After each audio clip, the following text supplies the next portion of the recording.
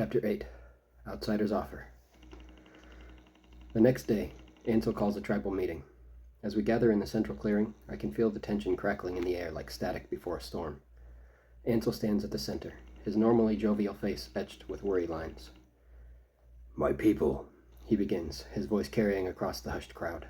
"We face a threat unlike any we've known. But we are Takakin. We endure." He outlines his plan. Increased patrols, stronger fortifications. It's cautious, measured, typical Ansel. But before he can finish, Ekra's voice cuts through the murmurs. "Endure?" she scoffs, pushing her way to the front. "We should be striking back, hunting these beasts before they hunt us." The crowd shifts uneasily. I see fear in some eyes, anger in others. Ekra, sensing the mood, presses on. "Ansel would have us cower behind walls while danger lurks at our borders. I say we take the fight to them." "And lead more of our people to their deaths," Ansel counters, his calm facade cracking. "We've lost enough already, Ekra." "We've lost because we were unprepared," Ekra snaps. "Because your leadership has made us soft." The crowd's murmurs grow louder. I can see the tribe fracturing before my eyes, fear and anger driving wedges between neighbors, between families. Then, to my surprise, Tornu steps forward. The crowd hushes, all eyes turning to my uncle. "We all want the same thing," he begins, his voice steady. "Safety for our people, a future for our children, but we won't find it through fear or rash action." He pauses, his gaze sweeping the crowd. "Nor will we find it by pretending nothing has changed. We must adapt, as our ancestors did. Be cautious, yes, but also brave, united, not isolated." I watch in awe as Tornu weaves his words, reminding us of our history, of the strength we possess when we stand together. Slowly, I see the fear in people's eyes give way to determination. "We fortify our defenses," Tornu concludes, nodding to Ansel, "but we also train. We prepare, not just to defend, but to understand. Knowledge, after all, is our greatest weapon against fear." There's a moment of silence, then a ripple of agreement passes through the crowd. Even Ekra seems taken aback, though the set of her jaw tells me this battle is far from over. Ansel seizes the moment. "Those in favor of this path, say aye." The response is not unanimous, but it's strong. As the meeting disperses, I catch Tornu's eye. There's a glimmer of hope, a glimmer of something there. Pride, maybe? Or perhaps just relief that we've bought ourselves some time. As the crowd disperses, a flicker of movement catches my eye. At the edge of the village, where the protective palisade meets the encroaching forest, something shifts in the shadows. I squint, trying to make out details in the fading light. For a moment, I think I see a tall figure. Lean, tall, definitely not one of our tribe. My heart races, memories of the Dracolith attack surging to the forefront of my mind. I take a step forward, straining to see more clearly. But as quickly as it appeared, the shape vanishes, melting into the deepening twilight. I blink, rubbing my eyes. Was it real, or just a trick of the light? A product of my overwrought imagination? I stand there for a long moment, gaze fixed on the spot where I thought I saw something. But the forest remains still, offering no answers. With a shake of my head, I turn away. It's been a long day, full of tension and revelations. I'm probably just seeing things. As I make my way back to my hut, I can't quite shake the feeling of being watched. But I push the thought aside. There are enough real worries to occupy my mind without inventing new ones. As I drift off to sleep, I make a silent promise. To Malira, to Norn, to Chiron. I will find answers, and somehow, someway, I'll make things right. The early morning mist clings to the ground as Kyra and I make our way over to the lakeshore a few days after, fishing nets draped over our shoulders. We work in companionable silence, our hands moving through the familiar motions of mending torn mesh. "Yorin?"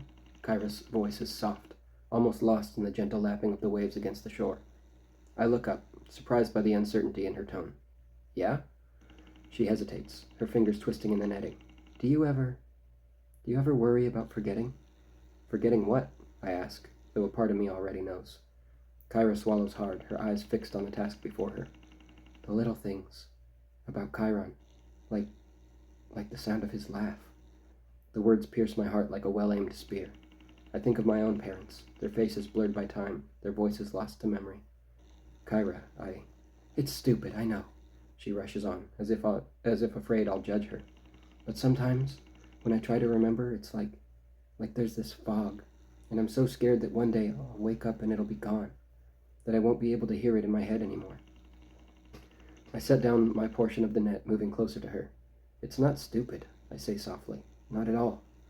She looks up at me then, her eyes shimmering with unshed tears. You don't think so? I shake my head, feeling a lump form in my throat. I don't remember my parents' laugh at all, I admit, the words painful to speak aloud.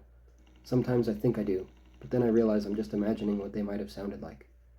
Kyra's hand finds mine, squeezing gently. For a moment, we sit there, united in our grief and fear. I'm sorry, she whispers. I didn't think. It's okay, I assure her, really.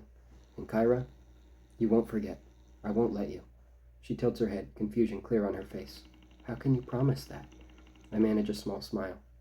Because from now on, every day, I want you to tell me one story about Chiron, something that made him laugh, and we'll laugh together, remembering him. That way, the sound stays alive. Kyra's eyes widen, a mix of surprise and gratitude washing over her features. Then, slowly, she nods. I'd like that, she says softly. I'd like that a lot. As the sun rises higher, burning away the morning mist, Kyra tells me about the time Chiron laughed so hard at one of Jola's tales that he fell backwards off his log seat. Her imitation of his startled yelp sends us both into fits of giggles. And for a moment, there in the growing light of a new day, the weight of our losses feels just a little bit lighter. The afternoon sun has barely peaked at its pinnacle when I hear the commotion. Shouts of alarm, the clatter of weapons being hastily gathered. My heart leaps into my throat as I burst out of my hut, fearing another Dracolith attack. But the figure striding confidently into our village isn't a beast. It's Zolesh. For a moment, I'm frozen in disbelief. Then it hits me. The shadowy figure I glimpsed last night. It was him. He must have been scouting the village, making sure it was safe to approach. Clever. Intruder! Lolly's voice cuts through the morning air, sharp as a blade. She's already advancing on Zolesh, bone knife in hand. Stand down, or... Wait! I shout, finding my voice at last. I rush forward, placing myself between Lolly and Zolesh. He's a friend. He helped us fight the Dracolith. Lolly's eyes narrow, suspicion warring with surprise. You know this, outsider? Before I can answer, Tornu appears at my side. He speaks the truth, my uncle says, his calm voice a stark contrast to the tension in the air. This man is Zolesh of the Sunatak. He saved our lives. I shoot Tornu a grateful look, relieved to have his support. But not everyone is convinced. Sunatak? Ekra pushes through the gathering crowd, her face twisted in a scowl. Never heard of them.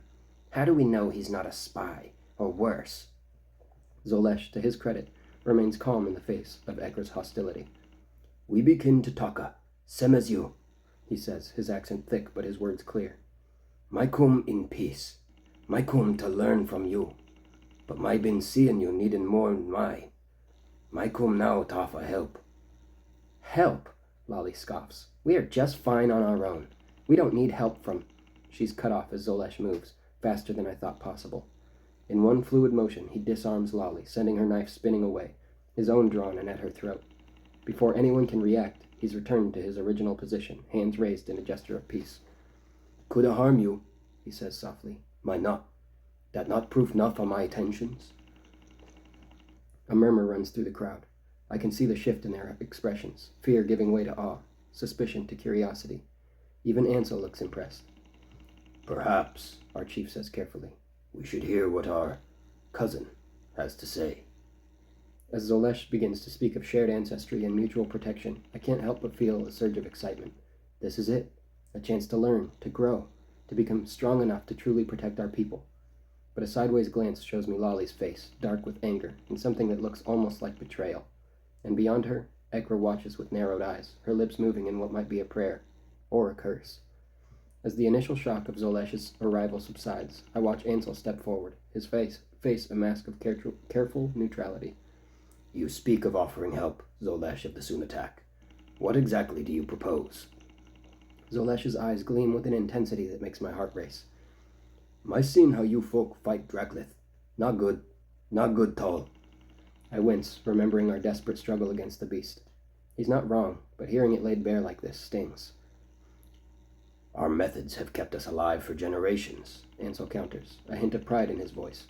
Zolesh shakes his head. Barely live.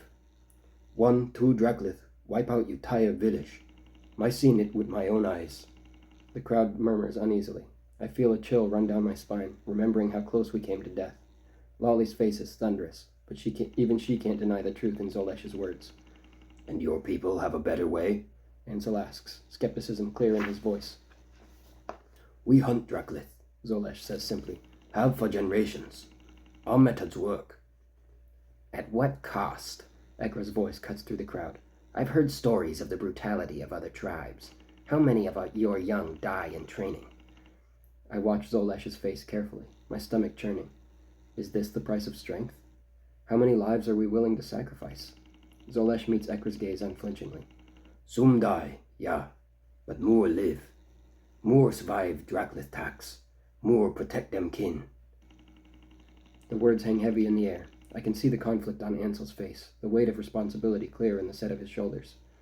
You propose to train us in these methods? Ansel asks finally. Zolesh nods. Start with one. Him. He points at me, and suddenly all eyes are on me. My heart leaps into my throat. Me? Train with Zolesh? Part of me thrills at the idea, while another part quails in terror.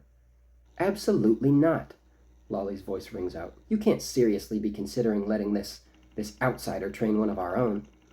I agree, Ekra chimes in. It's too risky. How do we know this isn't some ploy to weaken us from within? I watch Ansel's face, trying to gauge his thoughts. His dark brown eyes dart between Ekra, Zolesh, Lolly, and Tornu in the gathered crowd, and then his gaze meets mine, and I see a question there. Do I want this? Of course Lolly and Ekra oppose.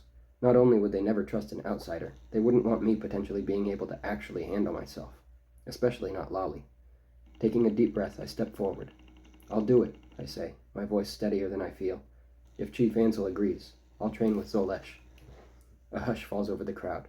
I can feel Lolly's glare burning into me, can see the mixture of pride and worry on Tornu's face, but it's Ansel's reaction I'm waiting for. After what feels like an eternity, Ansel nods slowly. Very well. Zolesh of the Sunatak, we accept your offer.